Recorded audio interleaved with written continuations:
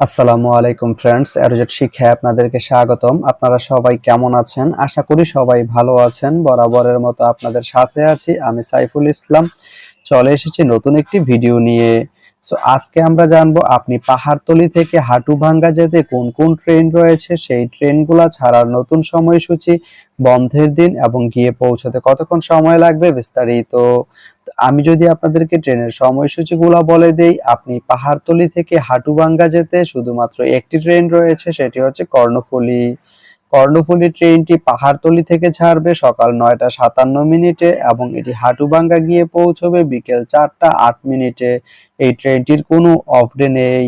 তো আপনি পাহাড়তলি থেকে হাটুভাঙ্গা যেতে এই কর্ণফুলী ট্রেনটি ব্যবহার করতে পারেন। তো ভিডিওটি কেমন লাগলো অবশ্যই কমেন্ট করে জানাবেন। আর ভিডিওটি যদি ভালো লেগে থাকে বা আপনার কোনো উপকারে এসে থাকে তাহলে ভিডিওতে একটা লাইক করে দিবেন, কারণ আপনার একটা লাইক আমাকে অনেক ইন্সপায়ার করে নতুন নতুন আরো ভিডিও বানাতে।